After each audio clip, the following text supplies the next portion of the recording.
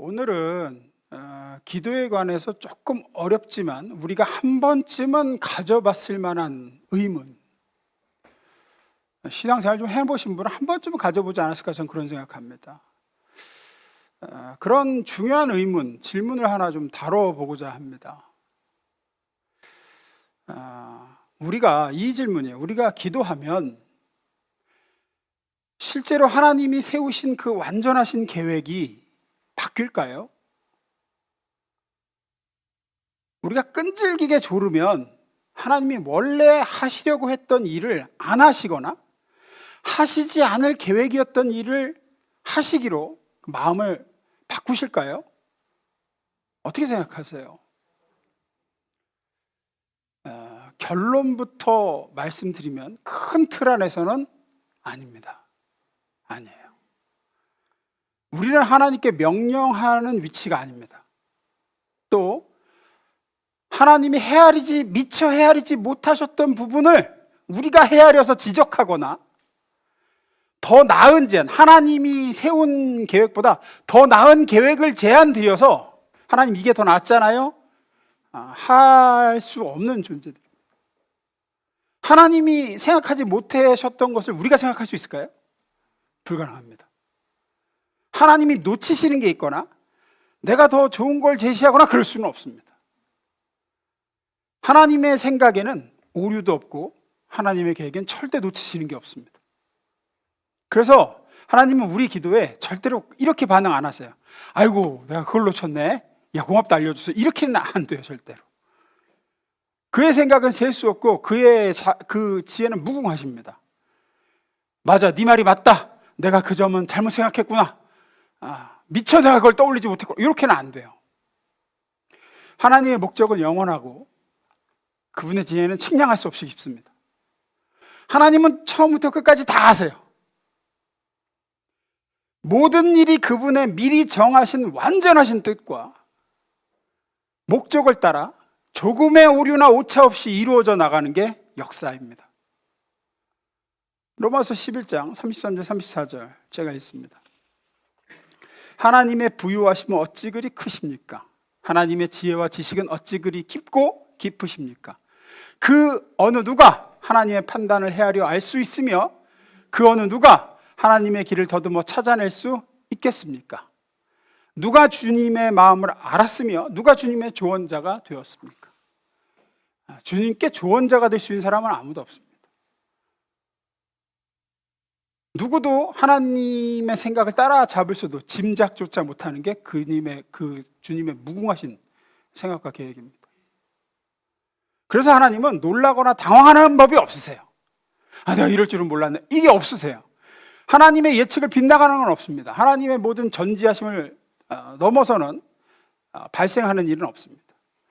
또한 그렇게 세워진 완전하신 하나님의 계획은 결코 좌절되는 법도 없습니다. 하나님은 그의 뜻하신 바를 이루십니다.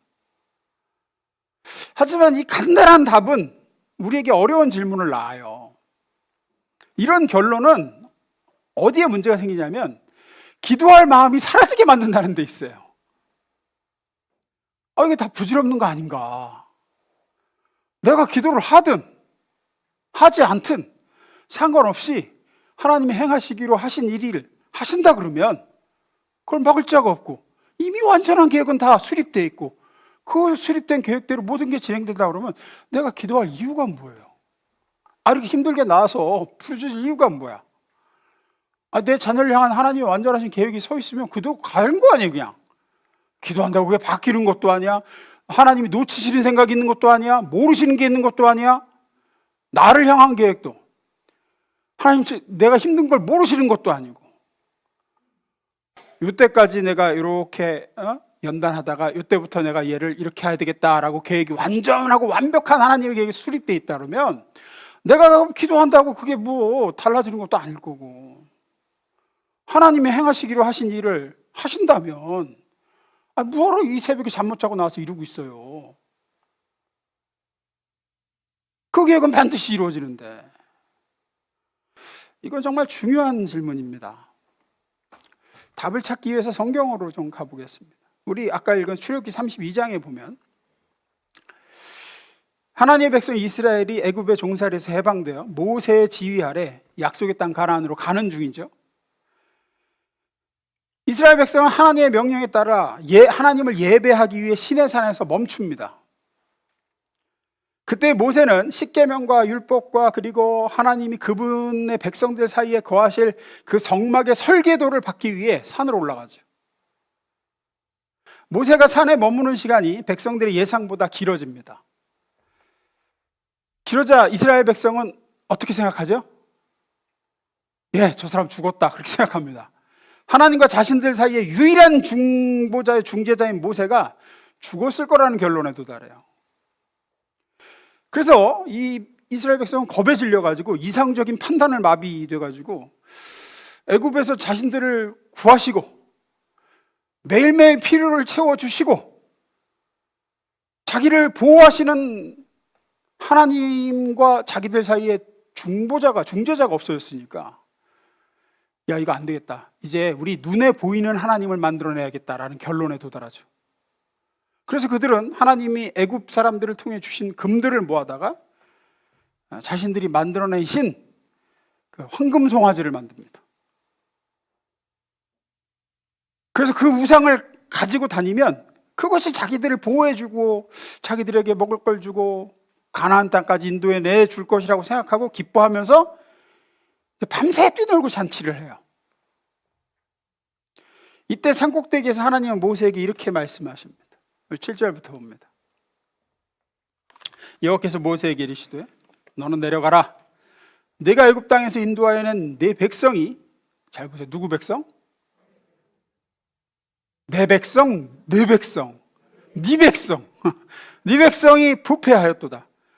그들이 내가 그들에게 명령한 길을 속히 떠나 자기들을 위하여 송아지를 부어 만들고 그것을 예배하며 그것에게 제물을 드리며 말하기를 이스라엘아, 이는 너희를 애굽 땅에서 인도하여 낸 너희 신이라 하였도다. 여호와께서 또 모세에게 이르시되 내가 이 백성을 보니 목이 뻣뻣한 백성이로다. 그런즉 내가 하는 대로 두라. 내가 그들에게 진노하여 그들을 진멸하고 너를 큰 나라가 되게 하리라. 하나님이 단단히 마음을 먹으신 것처럼 보입니다. 나는 마음을 정했다. 나를 말리지 마라.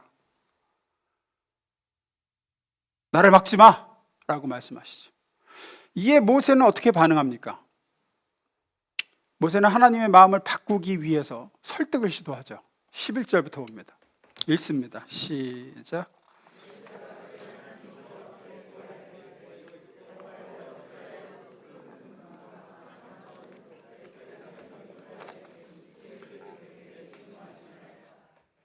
어째 애굽 사람들이 이르기를 여호와가 자기의 백성을 산에서 죽이고 지면에서 진멸하라는 악한 의도로 인도해내었다고 말하게 하시려 하나이까.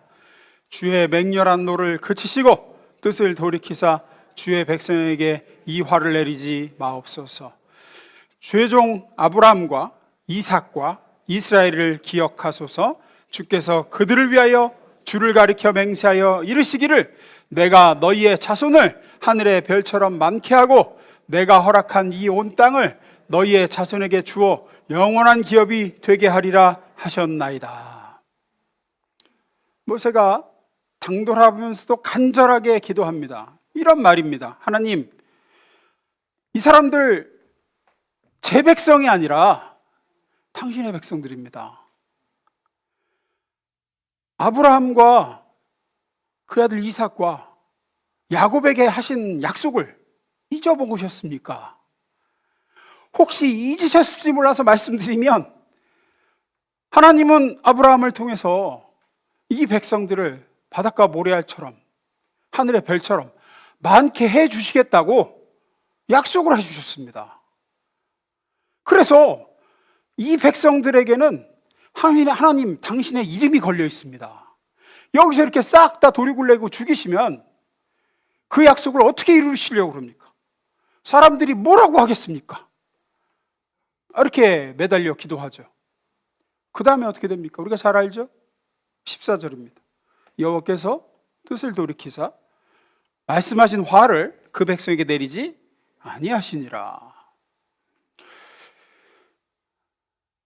원어를 찾아보니까 여기서 뜻을 돌이키사라고 하는 여기서 뜻을 돌이키사라고 하는 단어는 후회하셨다라는 뜻이에요. 그 원어상 단어 뜻이 regret, 후회하셨다, 혹은 마음을 바꾸셨다라는 뜻입니다. 이 단어가. 성경은 분명하게 하나님이 어떤 행동을 하려고 작정하셨다가 모세가 기도하자 모세의 기도에 의해 그 계획과 작정이 바뀌었다고 얘기하고 있어요.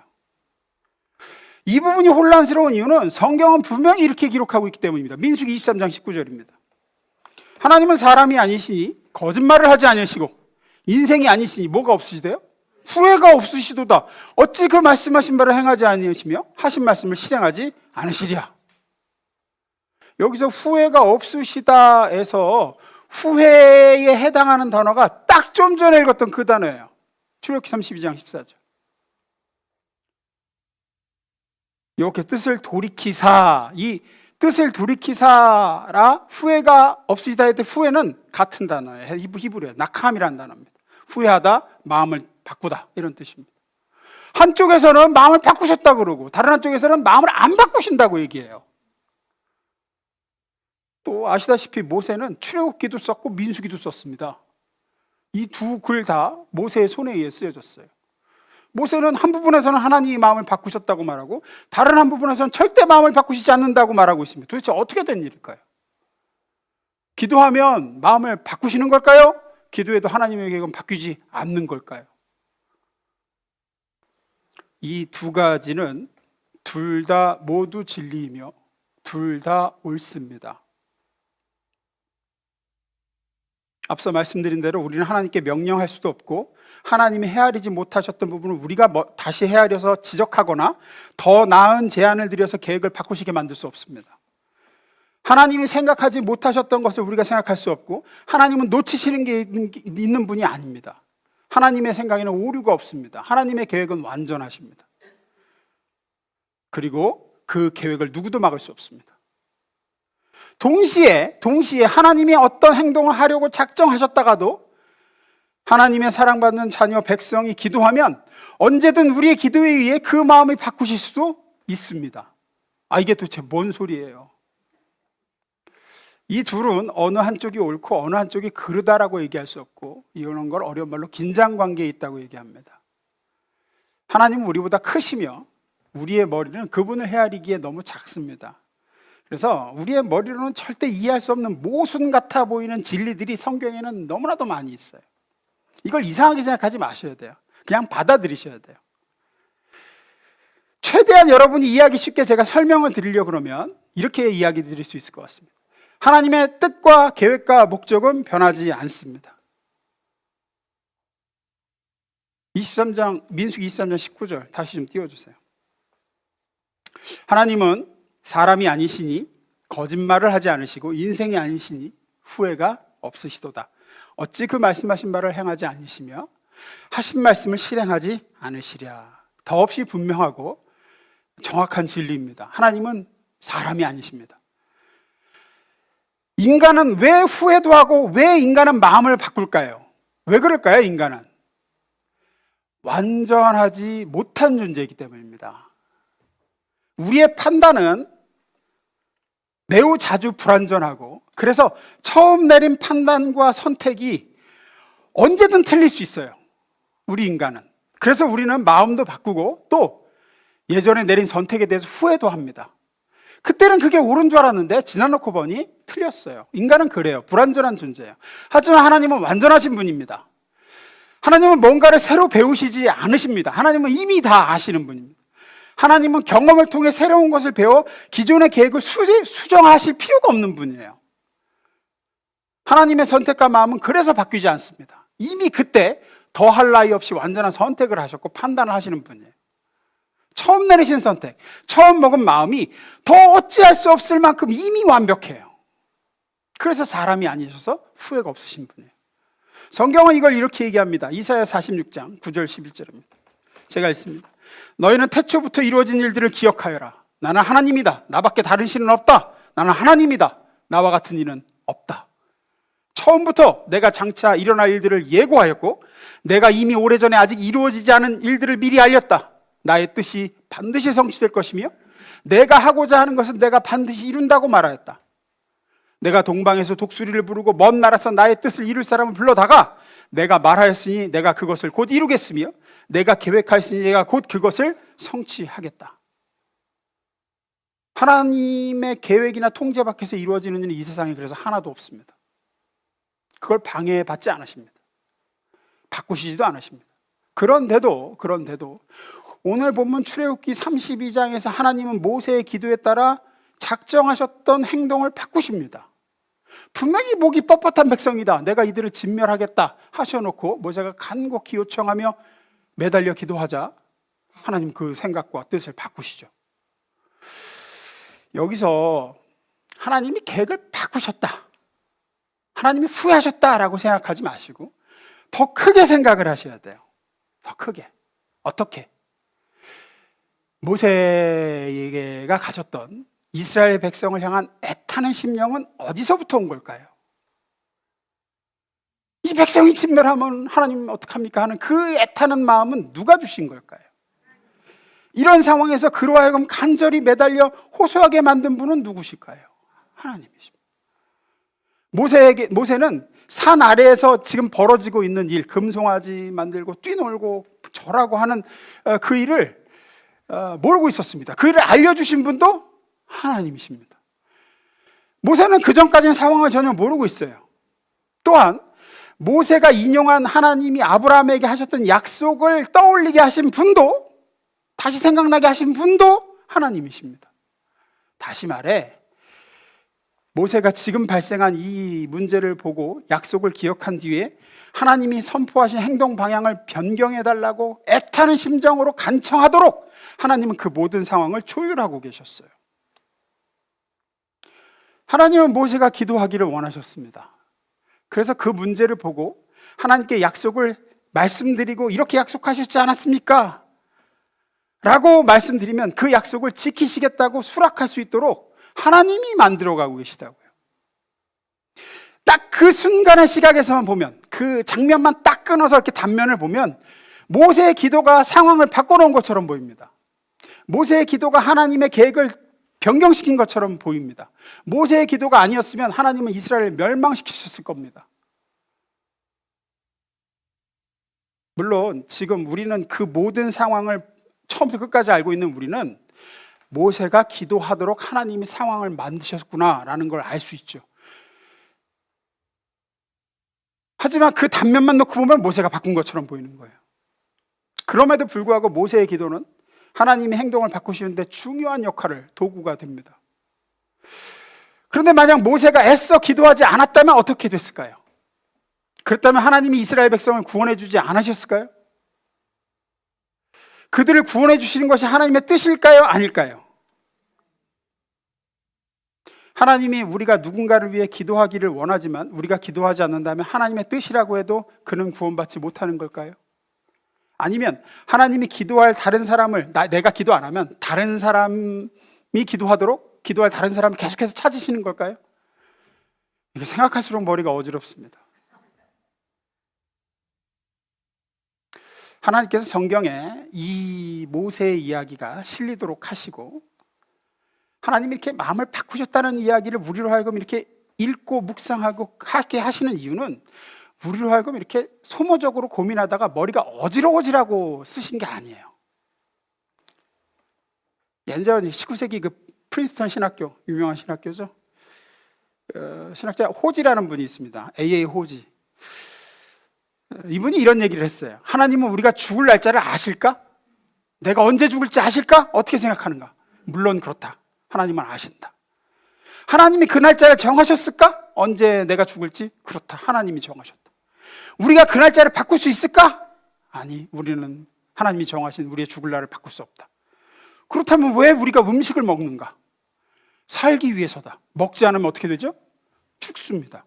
그렇게 먹지 않아 죽으면 안 굶고 안 먹고 굶어서 죽으면 그 날짜가 하나님이 정하신 우리의 죽을 날짜일까?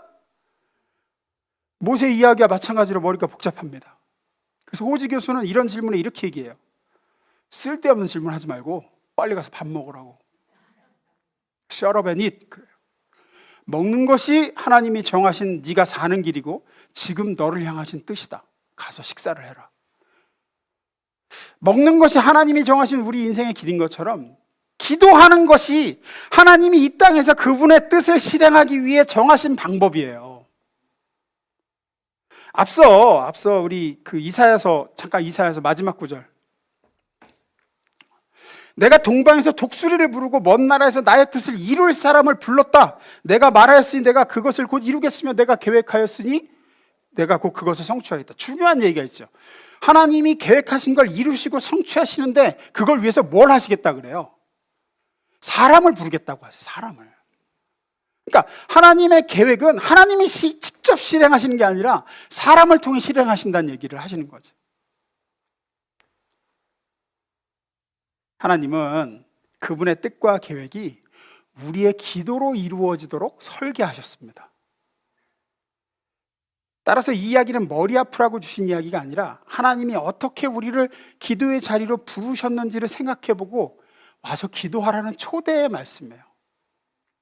그날 그 산에서 모세는 하나님의 변하지 않는 뜻에 관해서 고민하지 않았어요.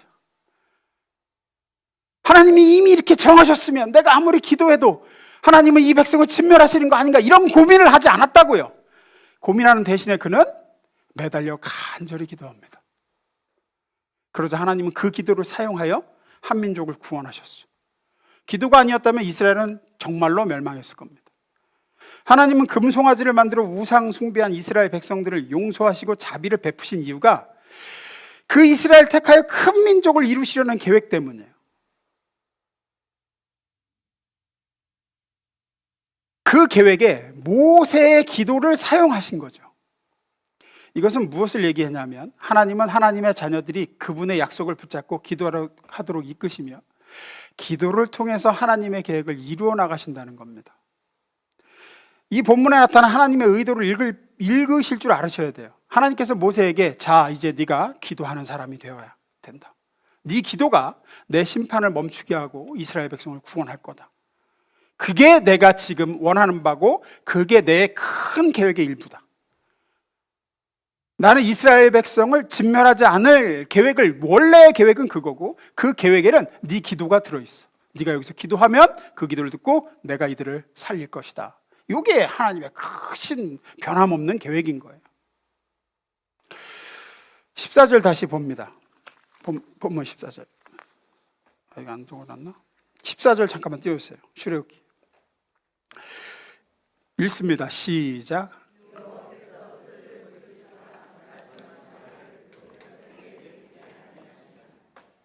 여호와께서 뜻을 돌이키사 말씀하신 화를 그 백성에게 내리지 아니하신 것을 봅니다. 하나님께서 원래 심판하시려고 했다가 모세의 간절한 기도에 설득되셔서 계획을 변경하셨다는 게 아닙니다.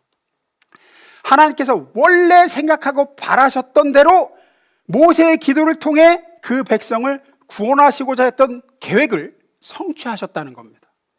이것은 모세가 하나님하고 갑론을박 논쟁을 해서 하나님을 설득하고 하나님을 계획을 변경하는 데 성공한 이야기가 아니라고요.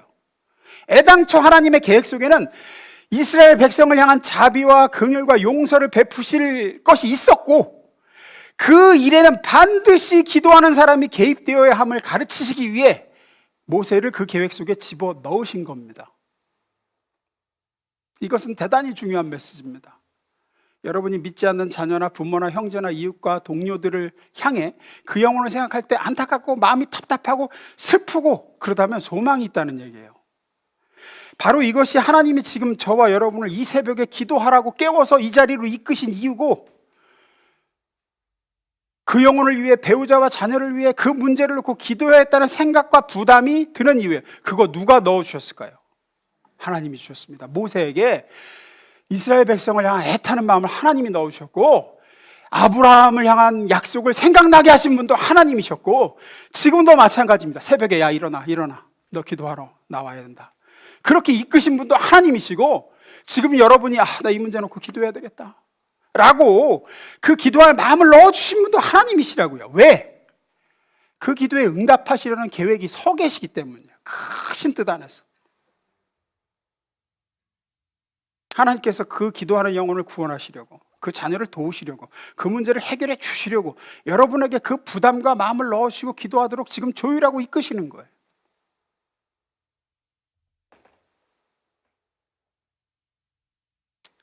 지금 어떤 상황이든, 어떤 문제가 발생했든, 어떤 가족이나 이웃을 곁에 두고 있든 여러분이 현재 자리에 놓여 있는 것은 우연이 아니라 하나님의 섭리입니다. 그 자리에 여러분은 하나님이 세우신 모세입니다. 내 기도가 상황을 변화시킬 수 있을까? 물론입니다. 상황을 변화시키고자 여러분을 하여금 기도하도록 이끄시는 겁니다. 그 상황이 변화되는 게 애초에 하나님의 계획이라고요. 이걸 알아들으셨으면 좋겠는데 알아들으셨길 바라요. 하나님의 이 주권을 오해하면 전도도 안 하고 기도도 안 하게 돼요. 그래서 하나님이 이미 주권적으로 계획을 세웠는데 내가 뭐 전도한들 뭐 되겠어? 구원할 사람은 구원하고 구원 안 할 사람은 구원 안 하시겠지. 하나님이 이미 작정하셨으면 내가 기도한다고 바뀌겠어? 작정하신 대로 가겠지. 아니에요. 이걸 올바로 이해하셔야 돼요. 전도를 통해, 기도를 통해 하나님의 뜻을 이루어가는 도구로, 통로로 우리를 사용하세요.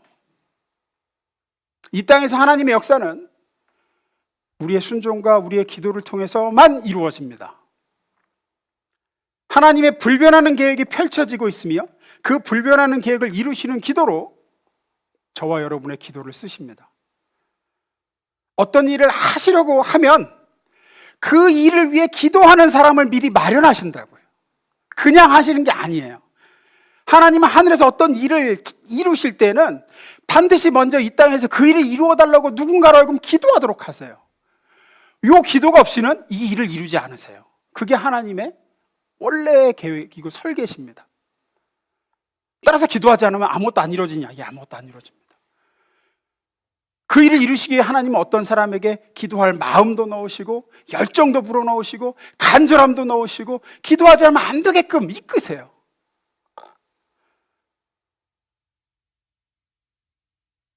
그래서 늘 말씀드리지만 어떤 영혼을 위해 기도할 마음이 안 든다. 예, 그때가 심각한 겁니다. 그때가 심각한 거예요.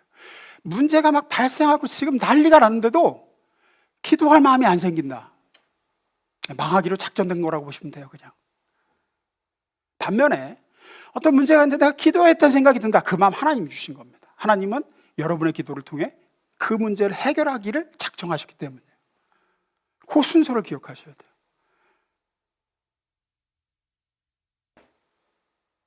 그러므로 우리는 반드시 주변에 보이는 것들에 대해서 기도해야 될 줄로 믿습니다. 영혼의 구원과 자녀의 인생의 변화와 교회의 부흥과 내 직장의 잘됨과 이런 것들을 위해서 우리는 기도해야 됩니다. 안전과 건강을 위해 기도해야 되냐고요? 예, 기도해야 됩니다. 그냥 이렇게 생각하세요. 어떤 사람에게 그 일을 이루시기로 작정하셨으면 먼저 그 문제를 놓고 이루어 달라고 기도할 사람을 만드시는 거예요. 기도해라, 너 기도해라, 기도해라. 이렇게. 기도거리가 내 눈에 보이게 하시고 기도해야 되겠다는 마음을 부어주시고 하시는 이유는 그 일을 이루시려는 하나님의 계획이 있기 때문임을 잊지 마시기를 주의 이름으로 축원합니다. 놀랍게도 우리의 기도는 하나님의 후회 없으신, 변함없으신 그 완전하신 뜻과 계획이 이루어지는 데 있어서 필수적인 단계입니다. 이 진리를 반드시 기억하시고 기도하기에 열심 내시고 하나님이 기도할 마음을 주셨음을 감사하시고 부르짖어 구하셔서 하나님의 뜻이 이루어지고 기도의 응답을 보게 되는 놀라운 체험을 하시길 주의 이름으로 축원합니다. 기도하겠습니다.